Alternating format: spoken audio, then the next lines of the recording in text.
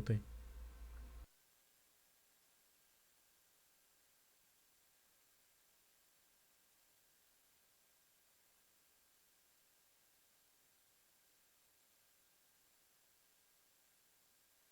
Olá, boa noite, sejam todos bem-vindos aqui ao canal OT Play TV, canal de streaming do Grupo O Timoneiro de Comunicação. Estamos abrindo mais um Histórias da Enchente de 24. Você, quando a gente entra assim ao vivo no Instagram, muita gente entra para saber se tem alguma notícia nova de alguma coisa que está acontecendo na cidade. Então, como a gente está fazendo, e até para avisar vocês como é que vai ser o processo, a gente entra ao vivo sempre pelo Instagram. E quem não conseguir ver ao vivo no Instagram pode assistir no nosso canal do YouTube a qualquer momento de novo todos os nossos conteúdos. Mas então, como agora é 20 de junho de 2024, agora 19 horas e 39 minutos, um pequeno boletim, já tem vídeo no nosso feed, de como estava a situação dos diques hoje, rapidamente. Dique do Prata continua com aquela infiltração, aquele vazamento para dentro da cidade, né, que começou ontem, continua ocorrendo, a prefeitura continua com essas máquinas lá trabalhando. Isso eu verifiquei hoje às 16 horas quando passei lá, tinha as máquinas que continuavam trabalhando, mas a água continuava entrando. Muitos moradores lá acompanhando, nervosos, tirando foto. Uma notícia boa, né, porque é boa dentro desse quadro todo, é que a vala interna estava mais baixa do que ontem. Isso se deve a alguns motivos. Choveu menos nas últimas 24 horas do que vinha chovendo e tem também bombas móveis ali naquela região que está colocando essa água para fora. Então continua entrando água, mas a água está saindo mais do que entrando. Tá? E a prefeitura ratificou de que não tem, nesse momento, com os níveis que estão e com aquele vazamento, risco de alagamento no bairro Fátima e Rio Branco. Segundo a prefeitura, não tem risco. Seguiremos acompanhando nos próximos dias a subida ou não dos rios. No bairro Rio Branco, daí sim, Avenida Guilherme Michel, junto ao rio Gravataí, onde o dique termina na calçada, né? E daí a água entrou por ali, pela Guilherme Michel, pela calçada. A prefeitura hoje continuava ali colocando aqueles big bags, que eles chamam de big bags, são grandes sacos, bem pesados, e dentro tem material de solo e de cimento úmido, né? Não é a areia, mas é esse cimento, continua colocando ali. E quem passa ali se assusta porque tem uma aguinha ali e muita gente fica com a sensação de que de repente é a água querendo passar.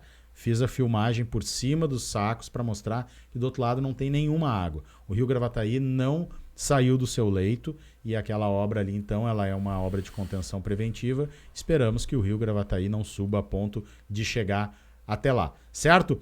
Vamos começar então mais uma Histórias das Enchentes de 24. Continuamos informando, orientando e também registrando para o futuro.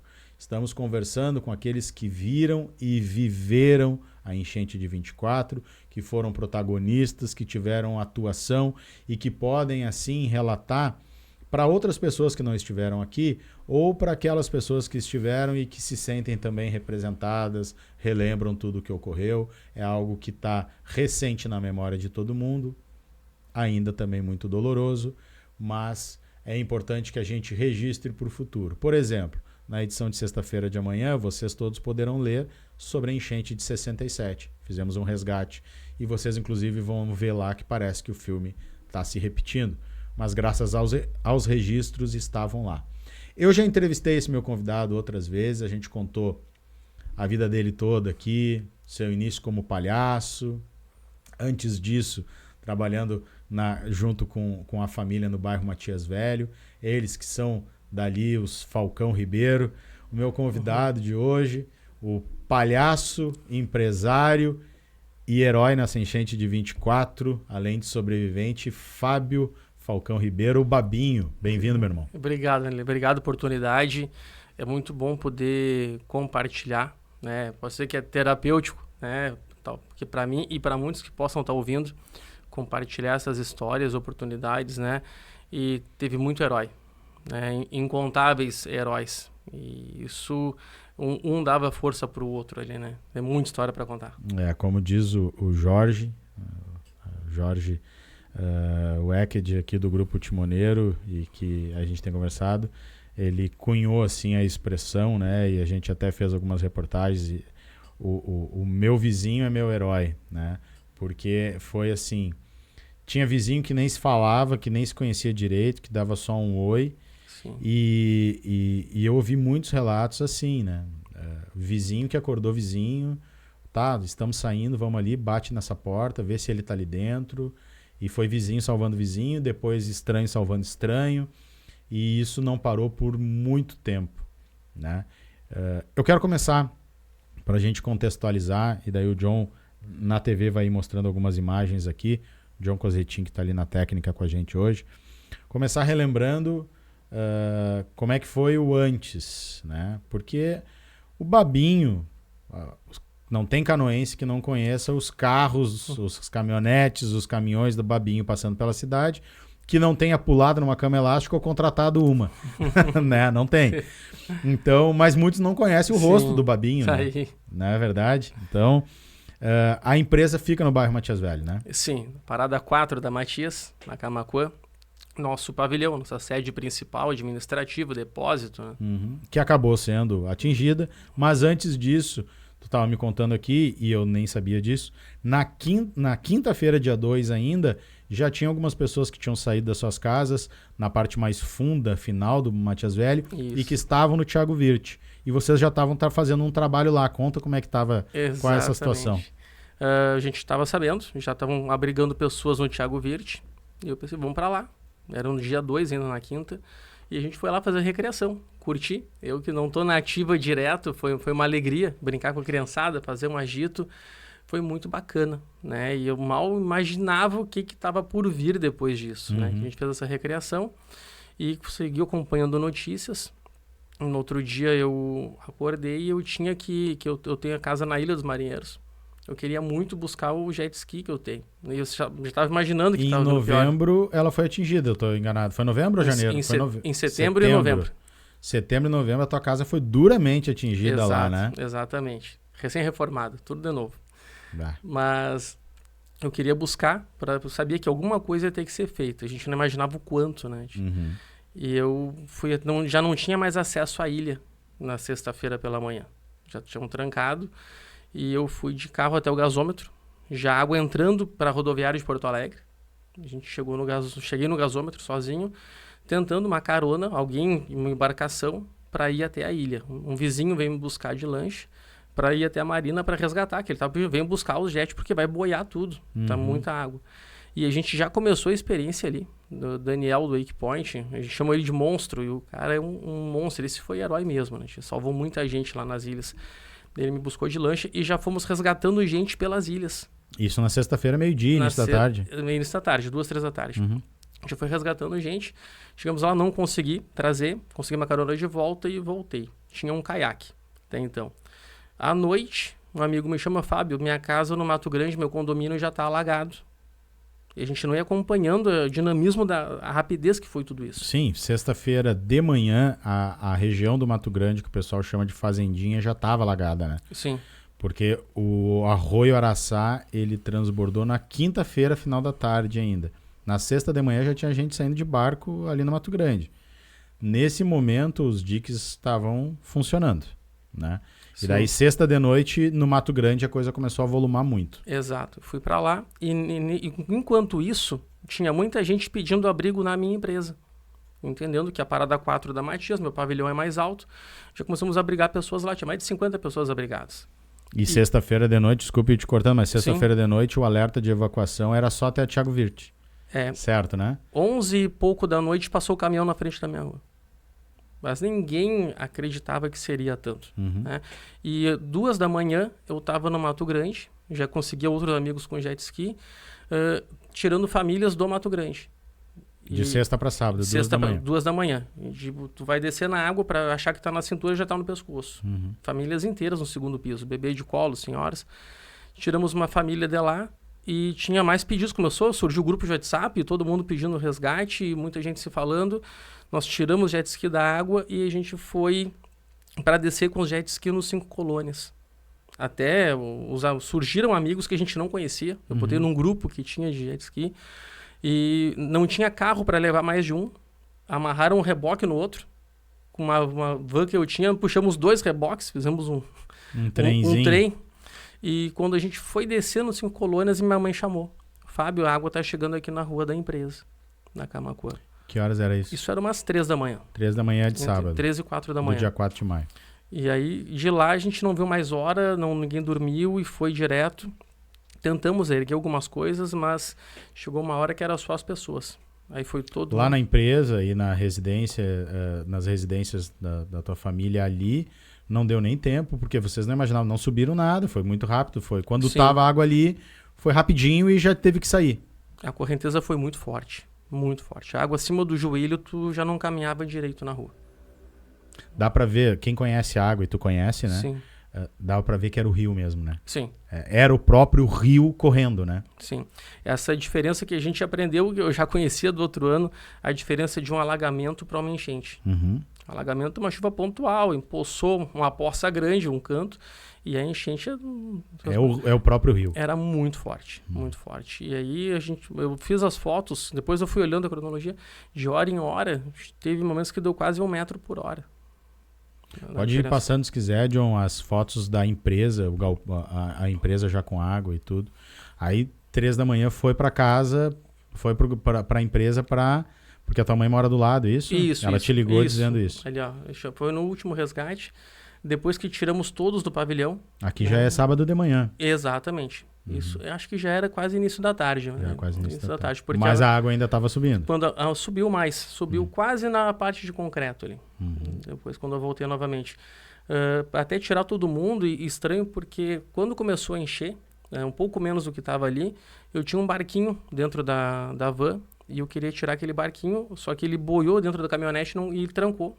Para tirar foi um trabalho e eu tinha só um caiaque de momento. E eu preciso tirar as pessoas daqui, e passava muita lancha, muito barco na frente, e todo mundo gritando, e eles não paravam ali. Ou eles reduziam, olhavam e iam embora. E iam mais profundo. Só que a gente não conseguia entender que eles diziam, vocês estão bem. Porque tinha altura ainda para subir água ali com segurança para as pessoas. Só que quem estava ali não entendia isso, né, cara? E daí o desespero começou. Exatamente, um monte de criança. Eu comecei a buscar alguns vizinhos do entorno com um caiaque, colocar senhoras no colo em cima do caiaque e trazer para a empresa. Alguns vizinhos começaram a ir para ali antes da água subir tanto. A gente começou virou uma ilha. E a primeira turma que eu tirei foi muito forte, porque eu tinha só um barquinho pequeno e um caiaque. Eu peguei 4 crianças, coloquei aqueles cavalinhos de plástico, aquelas gangorrinhas, amarrei umas cordas e mandei cada criança se abraçar num daqueles.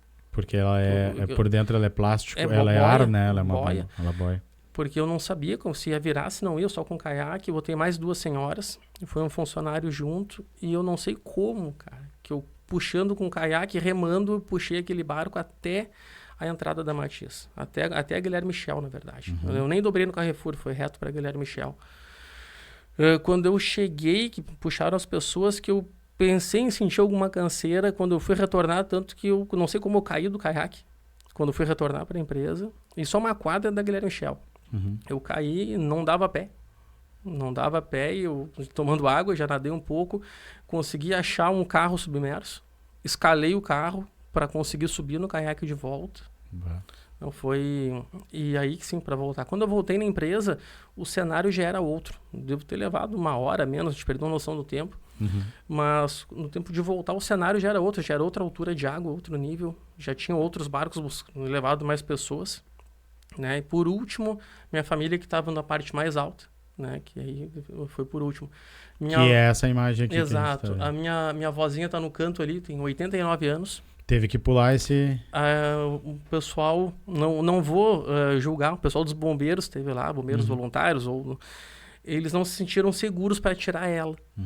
E tá ok, tá aqui, tá segura, vamos dar um jeito. E veio um outro, os malucos de jet ski, né? Os caras são demais, a turma do jet.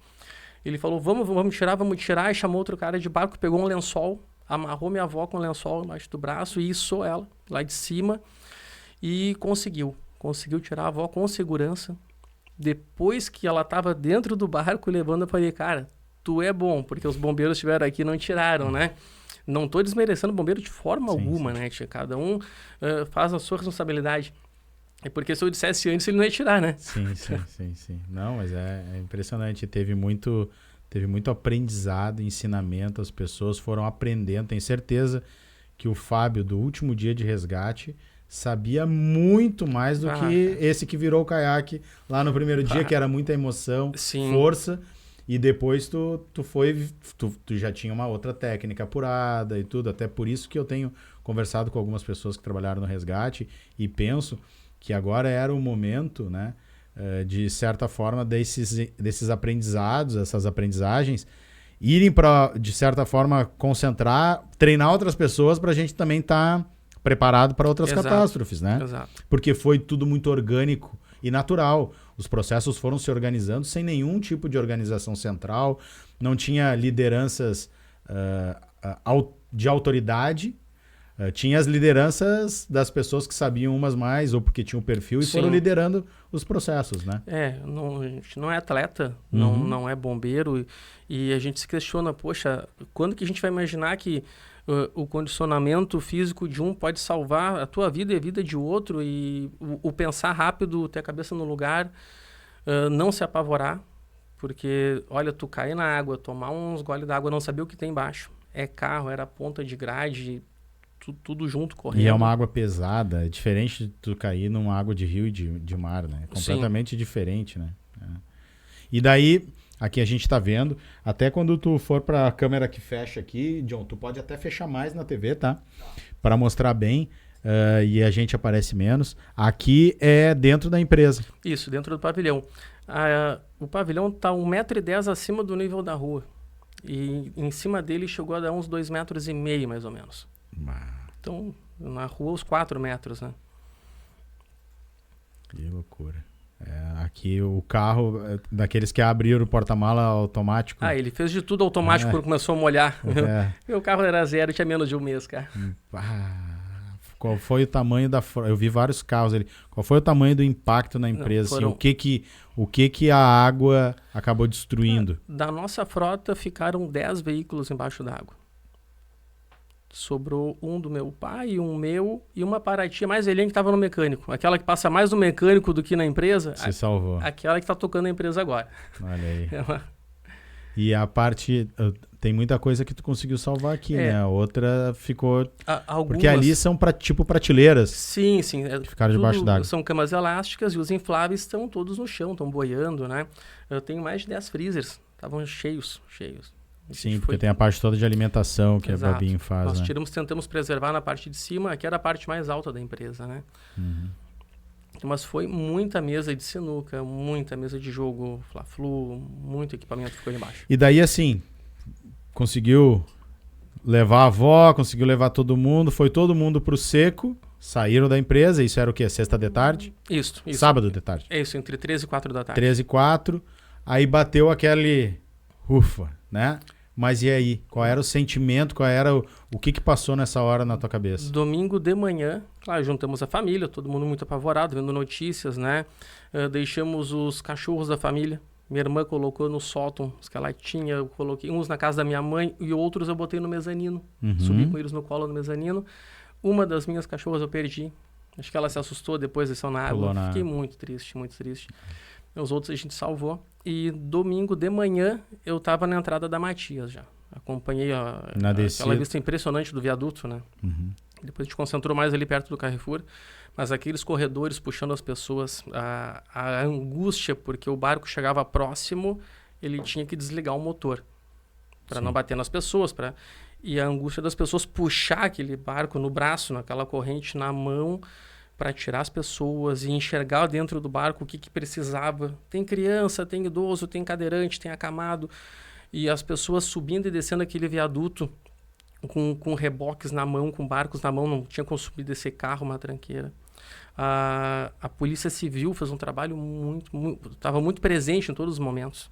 Em vários lugares, em abrigos, em tudo. Eu nunca vi tanto policial civil na minha vida. Impressionante. E para além da função de polícia, eles fazendo função de guarda de trânsito, de humanitário, de tudo. A civil abraçou de uma forma muito bacana. E ali também teve meio que uma separação assim por lugar. Ali no viaduto de entrada da Rio Grande do Sul, né? Ali a Civil meio que tinha um efetivo maior, né, do que as outras forças. Sim. Inclusive controlava durante o dia a entrada, a saída, era a Polícia Civil que fazia isso.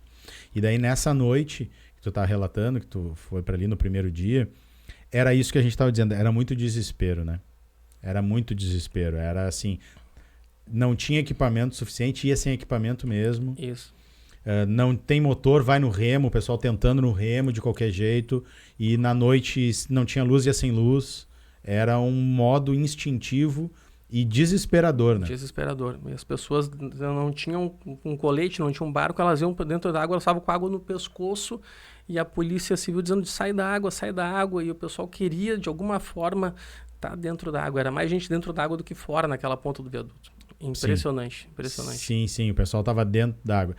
Ao longo dos dias, como a gente estava dizendo antes, o pessoal foi construindo uma organização e um processo de trabalho, né? Eu tô falando aqui, eu já fico na ponta do pé, a gente já vai revivendo aquela agonia toda, né? E daí eu saí de lá, não tinha barco, eu tava na beira, era muita gente. Eu fui para onde eu tava morando, tô no apartamento, peguei meu caiaque e fui pra água. Daí comecei, era o que eu tinha, um caiaque até então. E aí foi a função de pessoas, pessoas que estavam nas casas, segundo piso, quem não quis sair. Mas tem um vídeo, era desesperador a quantidade de cachorro, de bicho nos telhados. Desesperador. Isso já logo nos primeiros dias. Sim. Depois tu começa a fazer com jet ski, que daí tu consegue fazer imagens e tudo também. Isso. Aí se quiser já ir passando algumas aí, John, vai passando, porque a gente não sabe a ordem, mas daí o Fábio, conforme quiser, vai falando. Cara, com o caiaque, tu não conseguia botar muito bicho pra cima. E eles iam nadando na tua direção, as pessoas no pavilhão. Então, gente, aqui, ó, eu tinha os pacotinhos de ração. Tu jogava? Eu jogava no telhado, abria o pacote, né? Alguns cachorros eu aproximava só pra fazer carinho, cara. Os bichos estavam assim, ó, numa tristeza. E eles entendem o processo, é impressionante, né?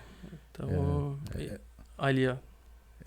Eu fiquei muito impressionado com as imagens e os relatos dos cachorrinhos que se atiram na água, vem até gato se atirando na água, coisas que são contraintuitivas no natural, numa situação normal, né? Sim. Os animais fizeram porque sentiam que precisavam daquilo ali, né? Alguns vinham nadando, chegou uma hora, a gente começou a resgatar, fez um vídeo, repercutiu, depois eu consegui o jet, aí a gente ia assim, puxando, consegui barco, consegui jet, aí nós íamos com times, cada dia nós íamos para a água, chegava na beira, tinha um time de Minas Gerais, no outro dia, eu brinco, tava a foto das meninas ali, um amigo chamou, Fábio, eu tô com umas médicas aqui, veterinárias de São Paulo, elas querem ir para a água, elas estão como voluntárias aqui no abrigo, tá bom, vamos lá. E assim eu ia compondo na hora e eu brinquei, chegou as gurias com umas capas de chuva branquinha. Pensei, puxa vida, vou fazer um turismo na Matias hoje, né, cara? E eu brinquei com elas porque, cara, as gurias braba, correndo em cima de telhado, se jogando na água, catando bicho. Nossa, o pessoal veio com uma vontade, uma força para uma euforia de salvar. Eu fiquei impressionado, assim, ali naquele ponto, por exemplo, e depois com o centro de acolhimento dos animais, o abrigo ali na AEB, muito grande também, em alguns momentos tu só escutava sotaque de fora, assim, era impressionante. Era muita gente de fora, principalmente ligada à causa animal, o percentual era maior, né? Porque veio para tudo. Sim. Mas era muita gente de fora, Minas, São Paulo, Bahia, Rio de Janeiro, impressionante, era muita gente, né? Uma energia boa. Nesse dia que eu fui com o resgate com as médicas, tava muito frio, chovendo, então e a gente não sentia, eu tava na frente com o jet, eu cheguei de volta, eu tava com hipotermia e eu não percebia, não sentia nada. Né? Tava na adrenalina. Fui socorrido por uma equipe de Santa Catarina. E a gente fica nesse impasse, eu comentar, essa briga interna, mas uma briga boa, até que ponto eu sou vítima, até que ponto eu tô ajudando e eu consigo ocupar todos os lugares, né? Então, eu tô resgatando gente, mas eu tô sendo resgatado junto. Então, nesse dia que eu saí da água mal, me acolheram, um cachorro me mordeu no outro dia, também fui socorrido, fizeram o curativo, trouxeram de volta, foi feio. Então, cara, foi muita experiência. Uma coisa que eu nunca fiz na minha vida, cara, foi um desbloqueio. Eu nunca subi num telhado. Tenho pânico de telhado, cara. Pânico, nunca subi. Já fiz de tudo e eu vivia direto em cima dos telhados. Que loucura. E volta e meia caía do telhado, caía dentro da água, ia pro fundo, voltava. E ia de novo. Que loucura. E essa questão que tu falou da equipe, assim, o que eu notei, né? Faz parte do meu trabalho observar, né? Relatar e observar.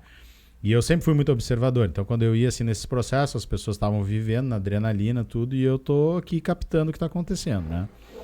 E eu notei isso assim, nos primeiros dias, tinha uma ânsia de todo mundo querer, né? Porque é o teu instinto subir no barco, ir para frente, fazer e acontecer.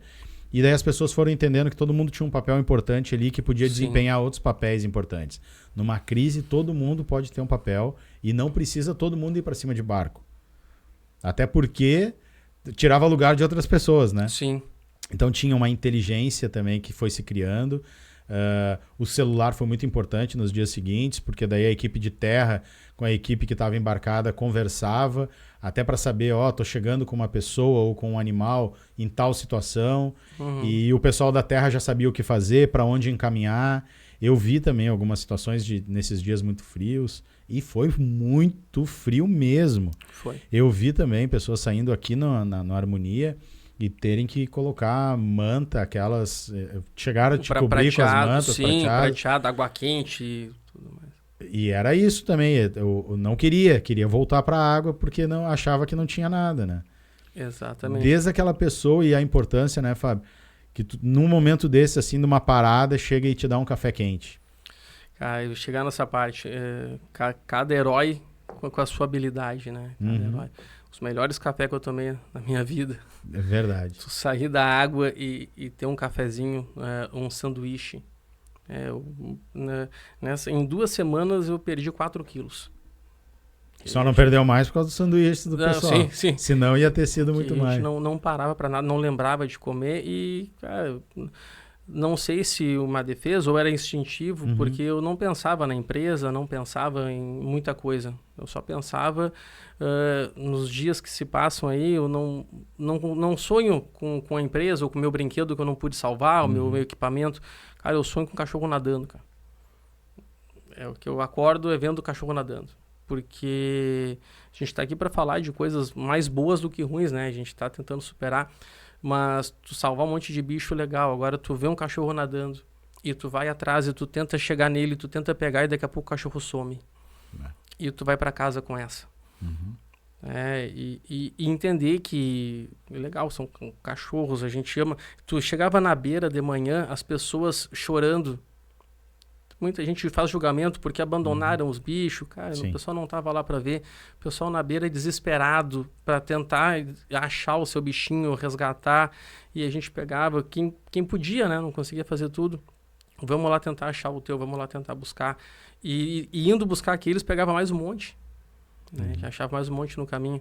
Então, como as pessoas gostam dos seus bichinhos, cara? Eu vi muitos relatos, assim, não são coisas que eu filmaria e nem colocaria, evitei muito fazer isso durante essa cobertura, mas relatos, assim, de muitas pessoas que, dois tipos, umas que deixaram seus animais e protegeram, subiram, porque não imaginavam que a água, né, e daí depois não conseguiu mais voltar para casa, e eles ficaram lá presos e acabaram morrendo ou afogados.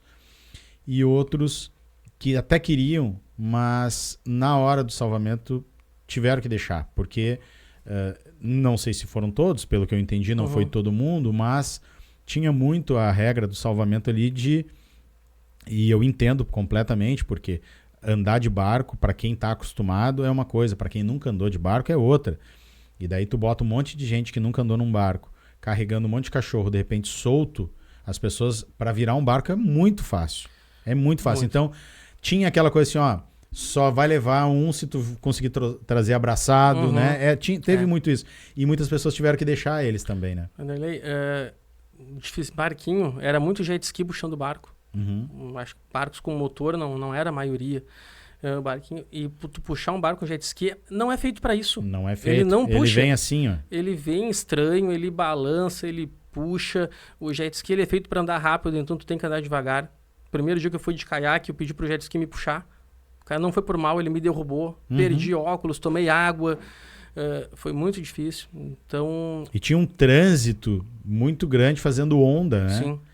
E isso muda completamente a navegação, com todos os riscos que tinha. Então, virar barco foi uma coisa comum, né? Foi. E daí tinha isso, né? Olha, vai poder levar, mas às vezes as pessoas tinham uma mochila nas costas.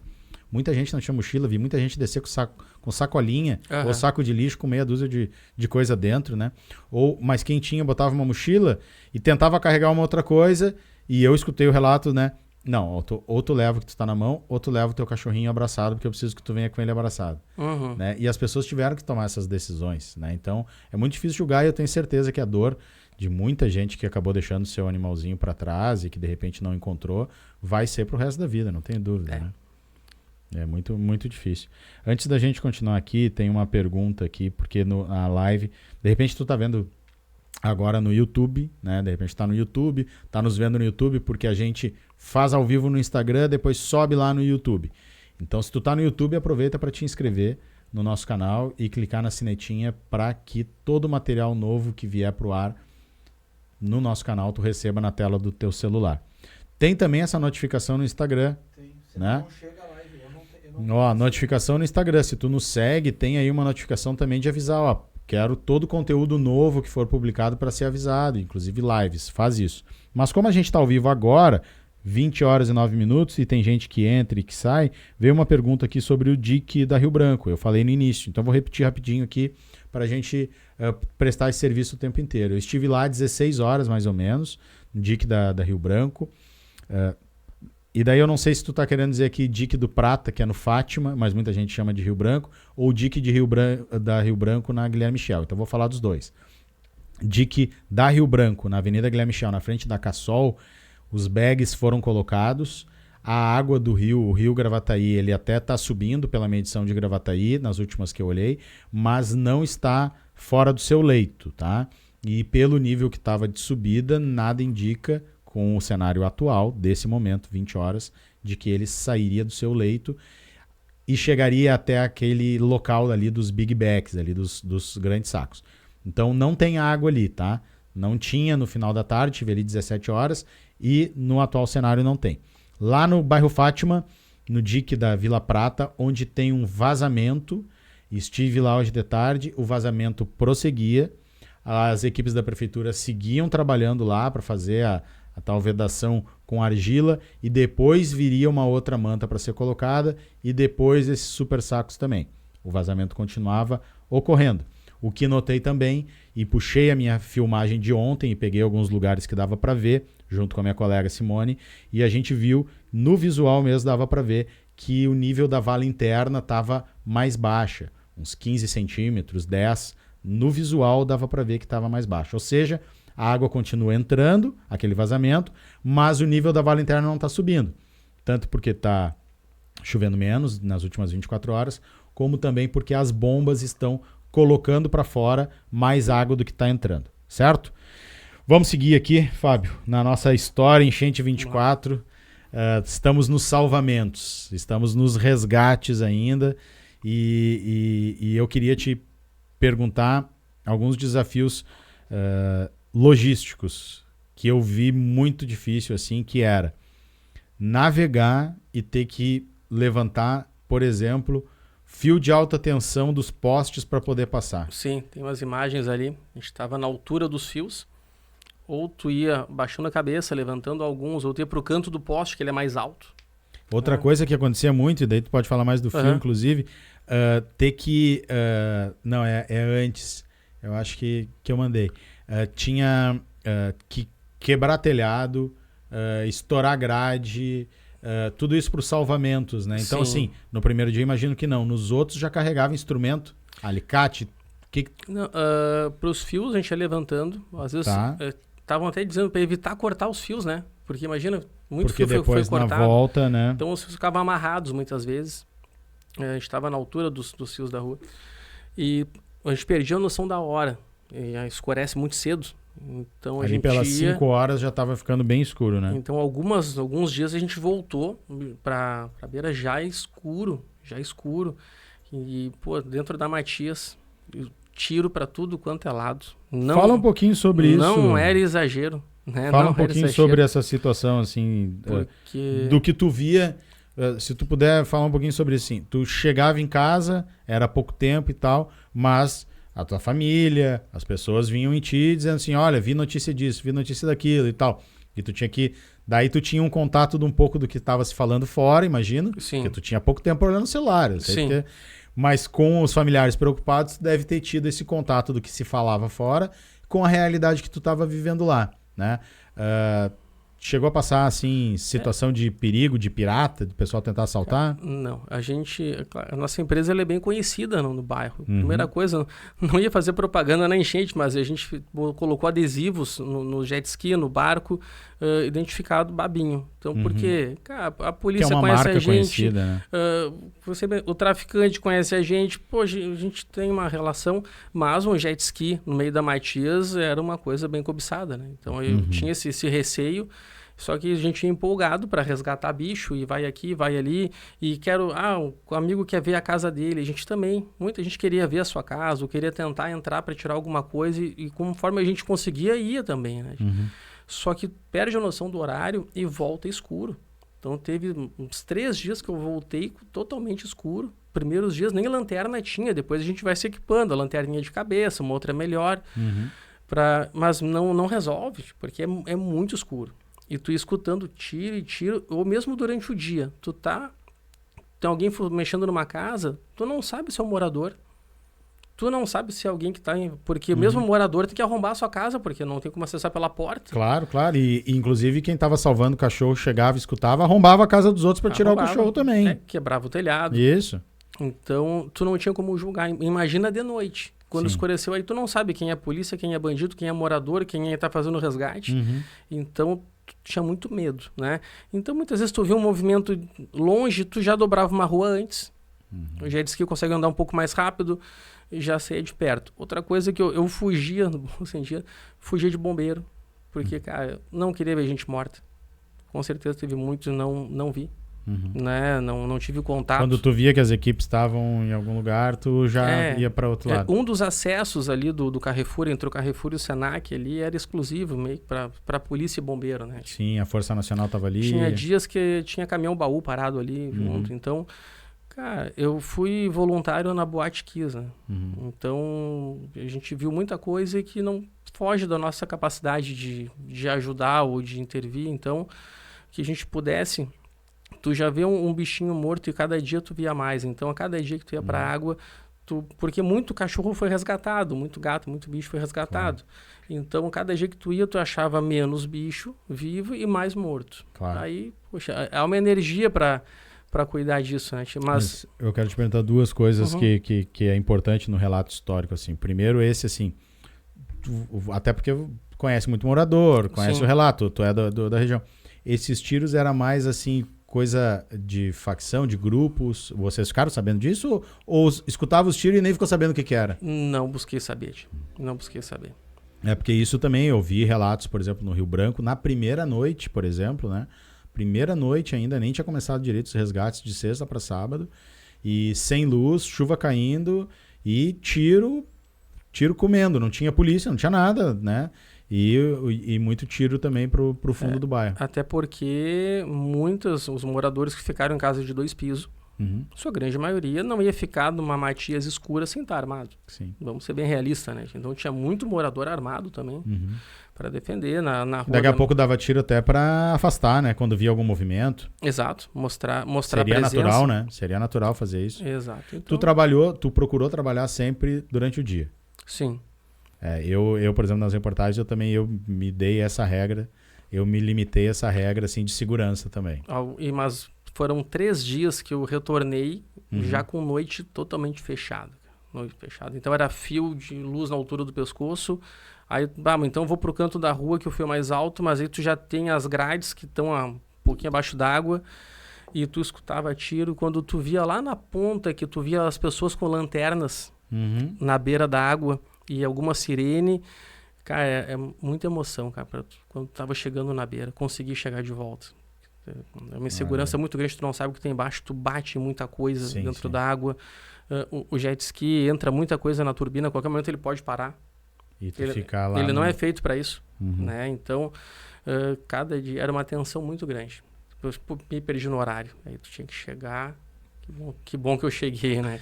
Outra coisa que tu relatou, né? Tu disse, e a gente sabe, um ponto, esse ponto que eu vou entrar, ele é extremamente nevrálgico, assim, nesse processo todo, que é o número de mortes. Nós, por exemplo, quando a gente publica o número oficial da Defesa Civil, que atualmente é de 31 mortos em Canoas, a gente recebe uma avalanche, né? Por quê? Tem gente que diz que foram centenas, tem gente que diz que foram milhares, tem gente que fala cadê os 2.000 corpos.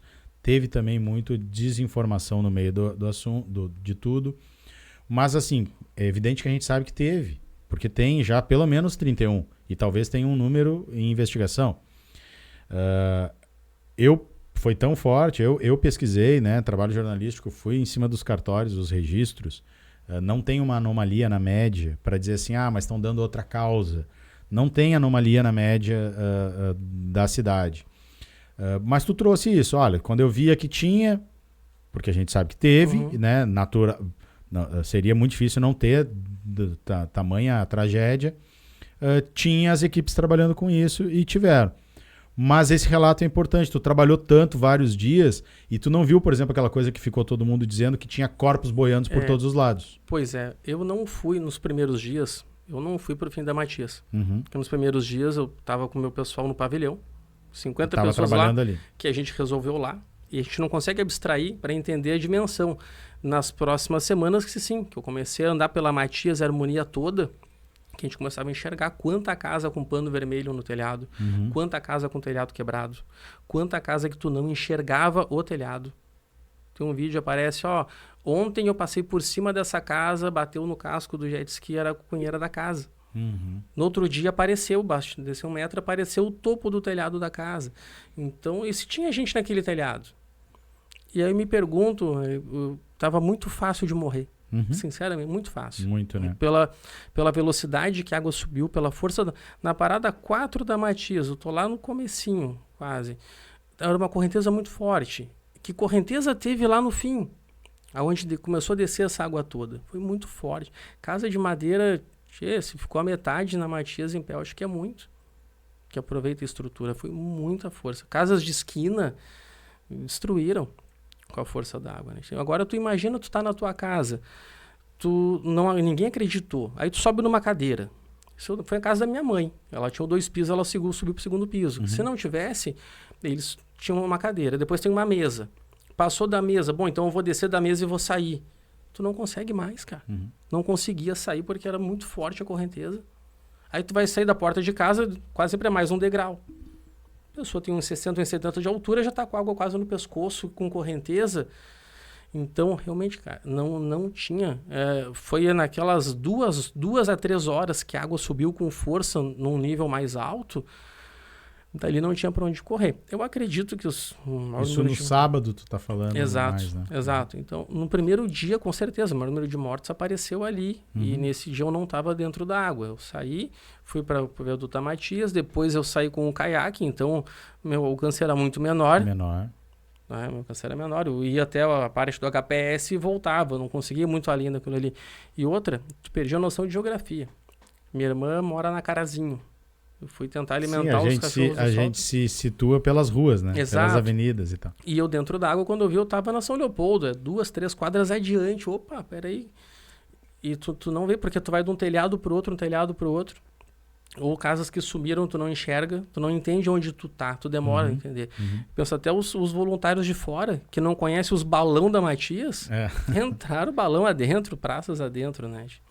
Que loucura. O que eu reparei também nessa dinâmica, principalmente do Matias Velho, é que na sexta-feira de noite, o fundo até evacuou mais rápido, porque tinha uma tensão muito grande no fundo.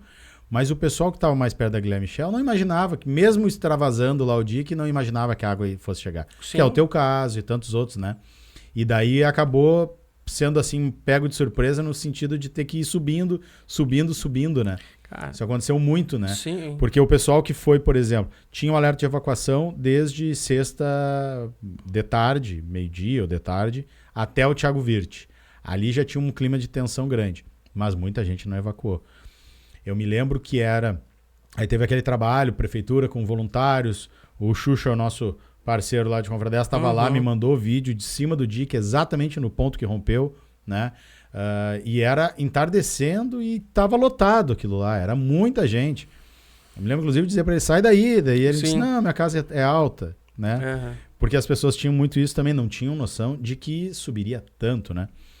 E o que ocorreu é que eu me lembro, por exemplo, que o secretário de obras fez um vídeo meio desesperado ali, pelas umas 8 da noite da sexta-feira.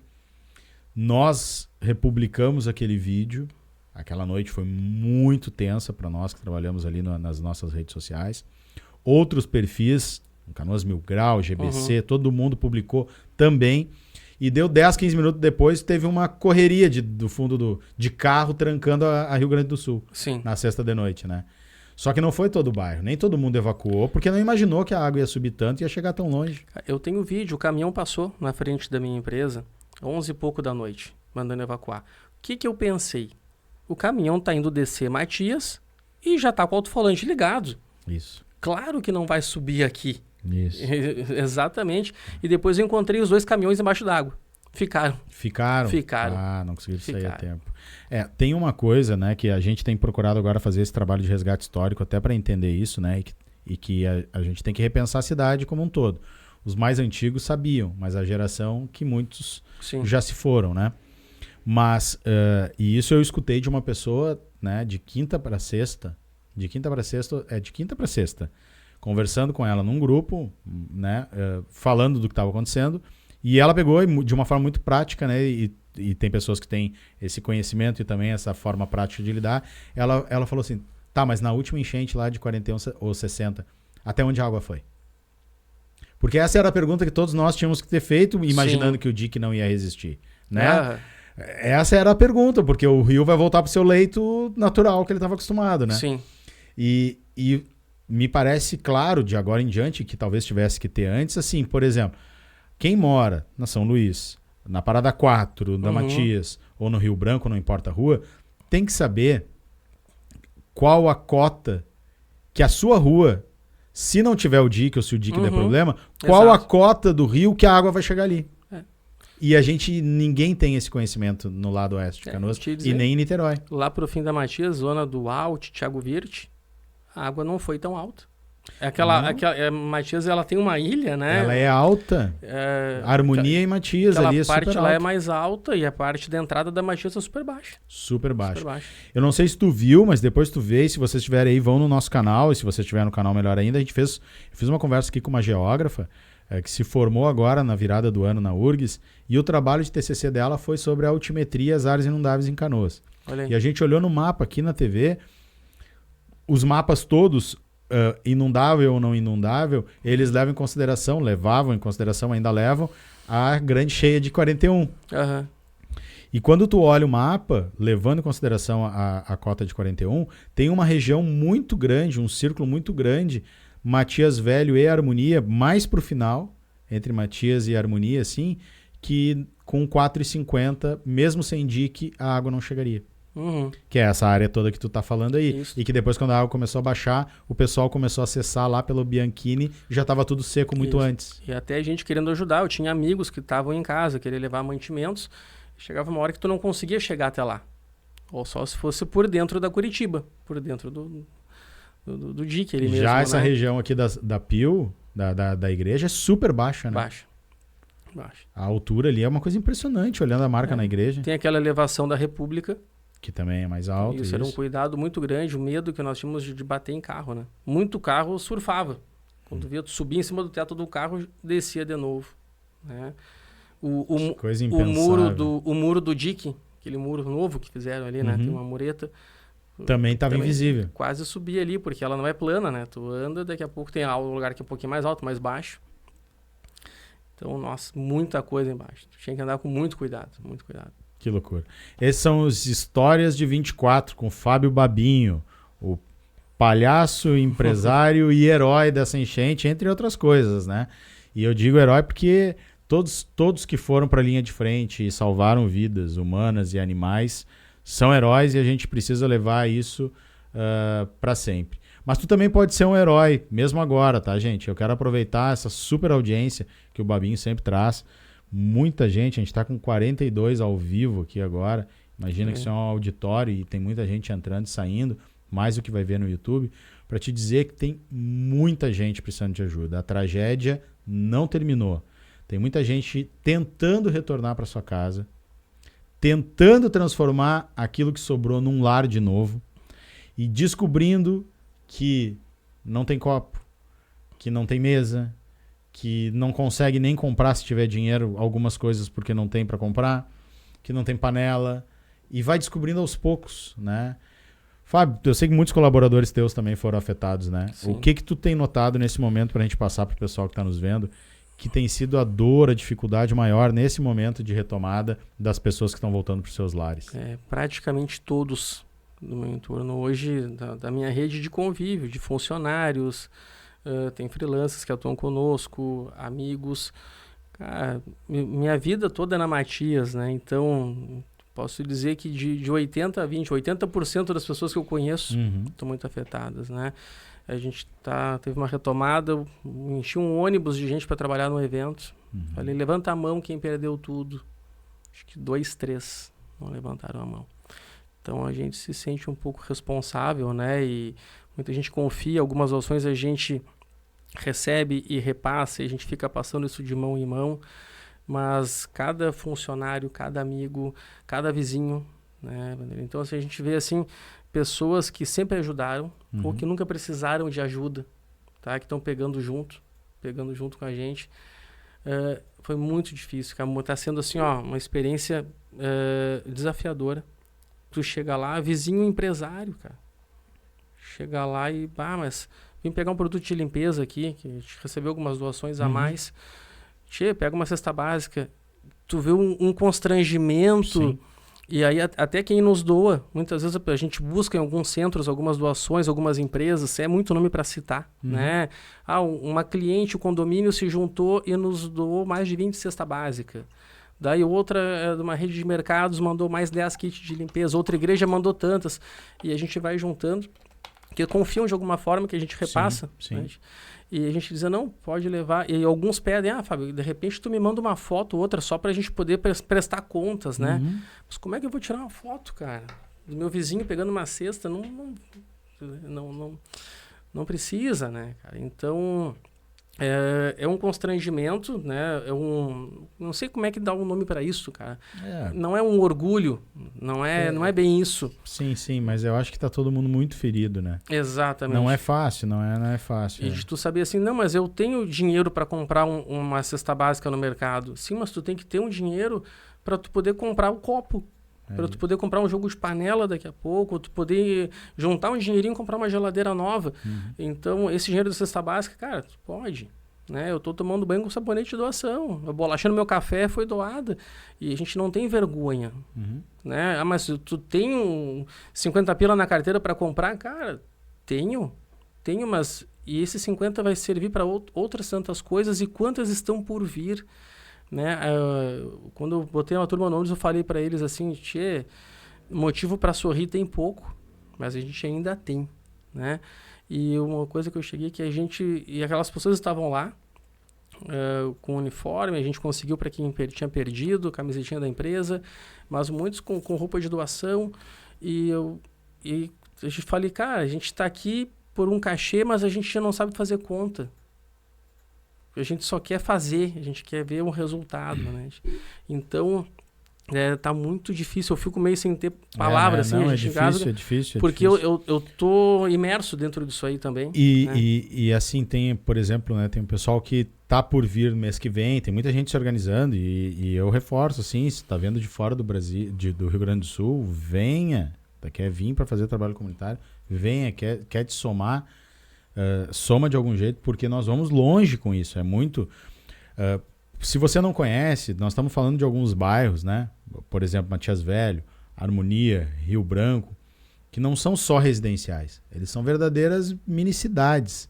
Eles têm uma economia própria, né? São muitos negócios dentro desses bairros e que os próprios moradores tocam, né? E é um fluxo de um ciclo econômico ali interno que foi quebrado, né?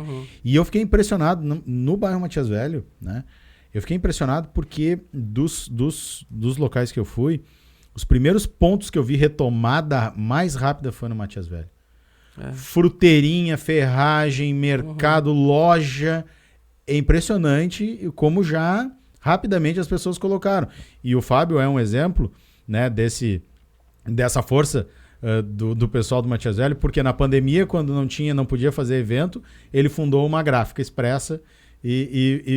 Foi uma gráfica, né? Uma gráfica expressa. E agora a primeira coisa que ele fez, se o John tiver aqui, bota ali, foi comprar um guincho e já botou um outro negócio aqui. Sim. Conta pra gente como é que tá sendo essa retomada e como é que tu consegue, diante de tudo isso, lidando com tanta coisa ao mesmo tempo, também enxergar, assim, algumas... imagino que o guincho, até como necessidade, porque a tua frota, né? O que tu ia gastar de guincho chamando, já comprou o guincho. Pagava uma parcela pelo menos, né? Não, a gente percebeu a demanda, tá? Meus caminhões ficaram todos debaixo d'água. Então, o primeiro carro que eu vi, que tinha metade da frota tinha seguro, outra metade não tinha. Tinha só para terceiro. Então, o primeiro que eu vi que tinha seguro, que era certo, fui lá e já garanti a compra do guincho. Né? E a gente está pensando, claro, é uma fonte de renda, mas também ajuda muita gente. Sim. Cobra um valorzinho justo, cobra um pouquinho menos e resolve junto. A gente está aqui para quebrar o galho de alguém. Um serviço, um trabalho, tu resolver um problema. Né? Então, isso está dando um resultado e, claro, muito brinquedo eu carrego em cima do guincho. Sim, agora vai virar a frota e virou Brabinho Guincho. Brabinho, é uma longa história aí. Mudamos o logo, porque tudo é Babinho. Babinho é a parte da alimentação, Sim. Babinho brinquedos, Babinho festa e agora virou Brabinho. Foi um grande amigo aí que botou o nome de Brabinho, porque teve dias aí da gente estar dentro da água, a tensão é muito grande. Então muita coisa tu resolve no grito. Né? Era muita gritaria. Tive um momento de indisposição com a Força Nacional, um desalinhamento e a gente fez impôs, eu não sei se era, não vou entrar a fundo na história, Sim. até porque estão fazendo um trabalho muito bacana, foi um caso muito isolado, né? De um mal entendido com uma embarcação e achar que na Matias era só vagabundo, né? Não é. Na Matias tem empresário, tem trabalhador, tem muito voluntário. Então eu entrei em defesa de um grupo de voluntários de fora do estado. Então ficou a questão do Brabinho ali que a gente se impôs, né? E outras questões de gestão de doações, né? Então, aí entra em poder público aí, também não vou entrar no mérito, mas foi outra questão de se dispor, ao mesmo tempo que o segundo setor, os colegas empresários, cara, fizeram um trabalho fantástico, hein? O pessoal da Confradés, Rotary e outros tantos empresários. E continua fazendo. E cada um num canto, cara. Muitos juntos, mas cada um na sua frente, ou com a sua igreja, ou com a sua instituição. Cara, é fantástico o que a gente acompanha, assim, ó, muito herói que não aparece, né? Verdade. O síndico do meu prédio, cara, um amigão, ele comprou gerador, comprou lava-jato, comprou aquelas caixas d'água, ele vai limpar a casa das pessoas, cara. Muita gente bacana, né? Então o guincho entrou e a gente rapidamente entendendo que não é só a minha família, mas muita família depende junto. Sim, são dezenas de colaboradores diretos, né? Exato. E a gente seguiu com muito trabalho voluntário nos abrigos, logo após. Eu estava dentro da água e a equipe estava nos abrigos. Primeiros barquinhos que eu tirei de equipamentos da empresa eram os bonecos, as fantasias que a gente foi levando nos abrigos fazendo as atividades. Que legal. Foram vários aí. Que bacana, que bacana. E hoje a empresa... para poder até organizar tudo lá, tu retomou o trabalho em Niterói, é isso? Isso. Nós tiramos os equipamentos, ainda com mais de 2 metros de água na rua. A gente foi de barco, com água quase na cintura no pavilhão, já íamos tirando coisas, levamos para o estacionamento da Casa de Festas de Niterói.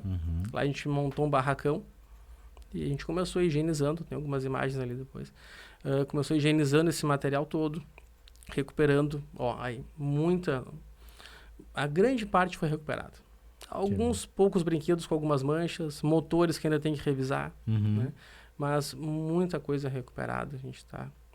Então é um trabalho grande, o trabalho de limpeza é interminável, aí que a gente compartilha com os vizinhos, com outras empresas, com donos de pequenos mercados ali próximos. É impressionante, parece que não acaba nunca o serviço de limpeza. Né? É muito trabalho, cara. Hoje mesmo passei por todo dia estou passando, mas hoje fiz ainda um outro caminho. Eu estou conhecendo lugares de Canoas que mesmo com 26 anos de jornal não conhecia, né?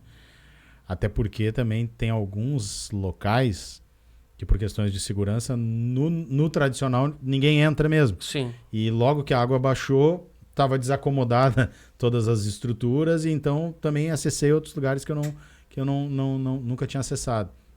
E hoje mesmo, passando, ainda tem muita gente tirando coisas de dentro de casa e no processo de limpeza, e limpa 1, 2, 3, 5, 10 vezes, e aquele cheiro é difícil de tirar, né? Muita gente nem começou a limpar a sua casa, Muita ainda gente não nem tem, começou. ou não tem condições, ou não tem tempo, ou tá fora, porque era muita água, e no final, a sujeira ficou toda embaixo, né? Uhum. Então aquele último meio metro de enchente ficou uma porra muito ficou ruim, cara, um lodo muito horrível, fedorento. Verdade. Quem quiser acompanhar o teu trabalho, o trabalho do teu time, as tuas empresas, como é que é o Instagram? Vamos lá, Babinho Entretenimento, ou bota lá Fábio Babinho, meu pessoal também compartilha tudo. E a gente compartilha vivências, né? A gente fala o nosso trabalho, realizar sonhos, é levar alegria. Então vamos pensar que a gente pode resgatar sonhos, pensar em alternativas, né? A gente vai ter agora, sábado, um evento de ação social, a gente está fazendo preço de custo, né? E vai estar na comunidade com brinquedos também.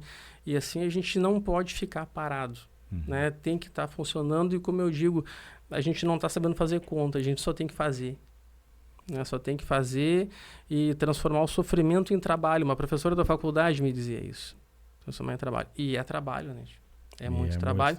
E o que eu percebo muito, comentei com um amigo, cara, existe a positividade tóxica, né? Como assim?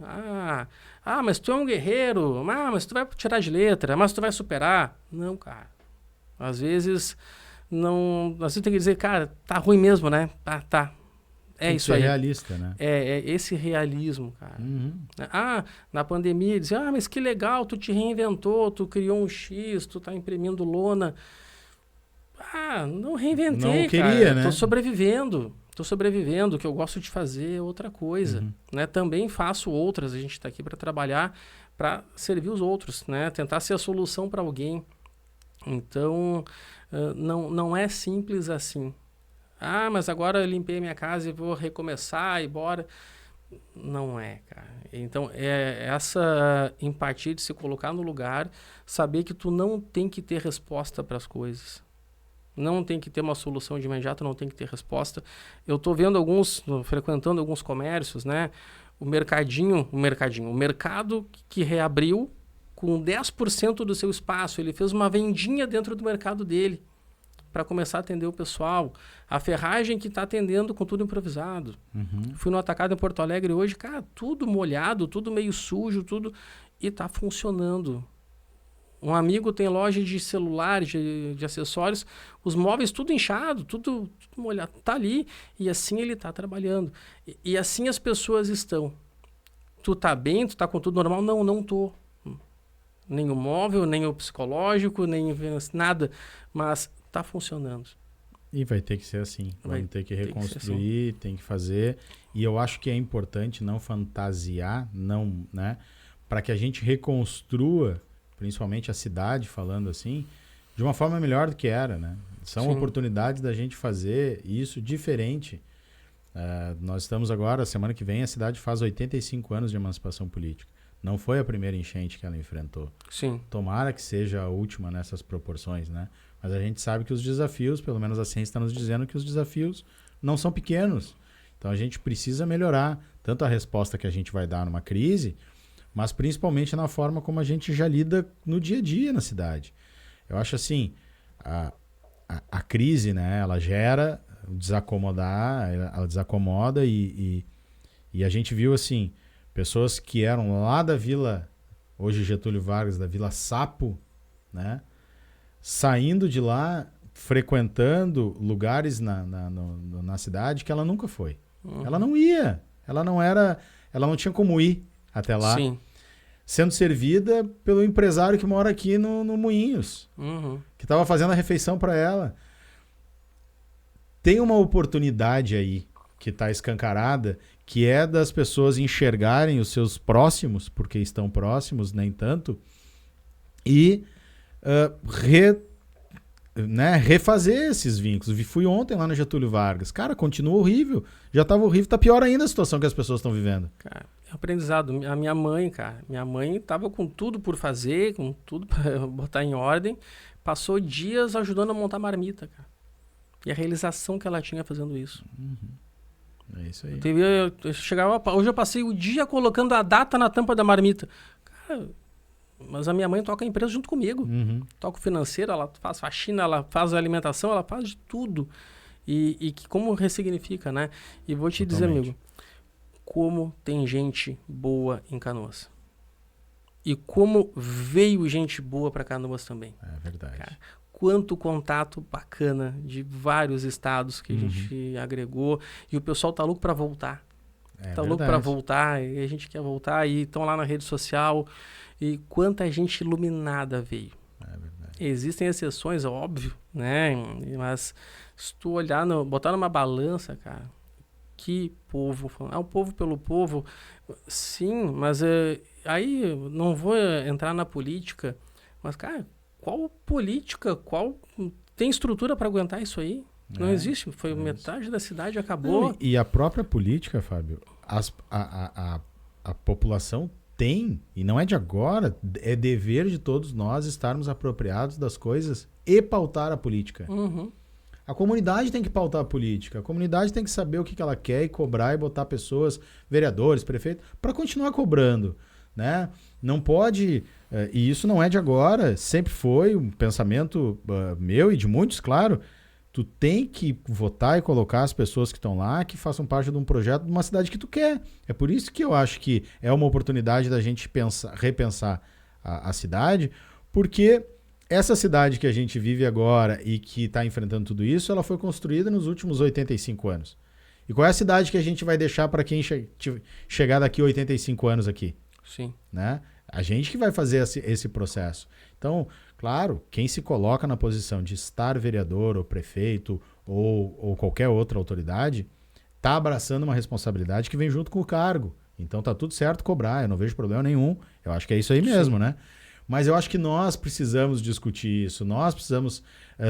todo mundo tem que se apropriar da cidade. E ninguém é o dono do problema. Nem a prefeitura, nem o empresário, nem o vizinho. Todos atuaram muito, né? Essa onipotência não existe. É isso aí. Não existe. Não tem braço que consiga dar conta de tudo isso, cara. Perfeito. Mas o que a força dos empresários e das igrejas de Canoas... Nossa, cara. Foi impressionante. Impressionante Claro, mesmo. As ações individuais, muitas, né? Mas o segundo e terceiro setor, puxa vida, cara. Não tem como tu mensurar. E como eles interagindo entre eles. As empresas e as igrejas trabalhando junto, cara. Logo no início já começou a rolar muita discussão sobre ter o exemplo lá do Katrina em New Orleans com aqui. E não se aplica. Eu sou da posição assim, que não se aplica, porque é outra realidade completamente diferente. O brasileiro é diferente. A forma como a gente lida uns com os outros é diferente.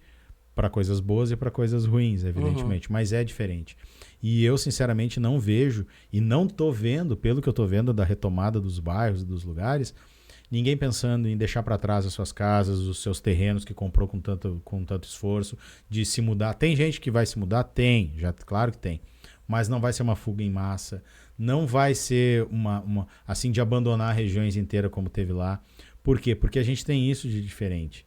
E era impressionante andar pela cidade, pelo lado que dava para andar, e em cada esquina, em cada lugar tinha um monte de gente ali sendo abrigada, galpão, cozinha comunitária no meio da rua, fila para todo lado, e eu passava e perguntava assim, mas o que tem aqui? É um CTG? Tu nem identificava o que era, de tanto lugar e tanta organização das pessoas, das empresas, das instituições para acolher as pessoas muito rapidamente. Isso, eu sei que é do ser humano, mas eu não sei se fora do Brasil a gente ia ver da mesma forma. A gente é diferente também nisso. Cara, a gente está acostumado como empresário, a ver o defeito, a enxergar um monte de coisa errada, mas eu posso te dizer, Vanderlei, eu posso sair de Canoas de boca cheia. Eu tenho orgulho da minha cidade, cara. Ô cidade que tem gente boa, nossa Canoas. Pá, que rede, cara. Que rede. E que o pessoal que já era gente boa, agora é gente boa especialista, né? Cada um na sua área, cada um no que fez. Olha, Legal. Bacana. Ó, com essa frase, eu aprendi com esse tempo de comunicação que quando a gente chega num ponto alto, a gente, para não perder, a gente termina. Então, eu quero ir encaminhando, porque o Fábio agora matou com essa frase aqui. Foi muito bom, Fábio. Foi muito bom mais uma vez a gente te ter aqui. Na outra vez foi no outro estúdio. Uma pena que a gente esteja falando de uma tragédia, de uma crise, mas precisamos falar sobre as coisas que não são boas também, para registrar para o futuro, para que a gente arrume o que está errado e para que a gente não esqueça do que aconteceu. Até em memória daqueles que ficaram pelo caminho, né? A gente tem que fazer isso, é nosso dever continuar fazendo isso. Então quero te agradecer muito aí por mais uma vez ter vindo aqui, dessa vez dividir as tuas histórias. Acho que ainda vai ter outros ângulos e outros viés que a gente vai voltar a falar sobre tudo isso, né? Hoje a gente queria saber como é que foi a tua experiência, a tua vivência, e que bom que tu tá bem aí, que o Grupo Babinho vai continuar animando as nossas vidas. Se tu ainda não pulou numa cama elástica do Babinho, não brincou num brinquedo, que agora tem brinquedo para adulto também, ou não contratou, o que é muito difícil, faça isso daqui para frente e continue fazendo, porque são dezenas e dezenas e no final indiretamente centenas de pessoas que esse cara aqui, o time dele, movimenta com o Grupo Babinho. Obrigado. E cada herói com a sua capa, né, Tchê? O teu trabalho fantástico. Quanta gente hoje vai dormir depois da seriedade, da firmeza do que tu apresenta informação. Quanta gente que está insegura, se levanta móveis, vai embora, tu trazendo as informações corretas com seriedade, transparência. Cara, esse papel é fantástico. Obrigado. Fantástico. Tu tem informação de tudo que é grupo, tudo que é ponta, aí tu vai lá, não, aqui é sério, aqui eu sei que eu vou ter essa informação e tá correto. E se a informação mudar, ele vai vir na hora e vai dizer. Isso conta muito, cara. Tu salva o sono de muita gente aí, com certeza. Valeu. Obrigado. Meu irmão. Obrigado mais uma vez. Essa foi mais uma história da Enchente 24 aqui no Grupo Otimoneiro, nesse grande projeto Canoas mais 85 anos, com os nossos parceiros Água Itati, a água mineral da família gaúcha, FlexCorp, a internet que não nos abandonou em nenhum temporal, impressionante. As outras caem, a Flex não cai. E Zetec Soluções em TI, se tu tiver aí alguma dúvida sobre algum eletrodoméstico teu, pode ser linha branca, computador, PC, que passou pela enchente, tu tem dúvida, de repente, se pode ou não salvar, procura lá, @zetec.ti e fala com o Zeca, que ele vai te atender, vai conversar contigo também, certo? Obrigado, uma boa noite e até a próxima.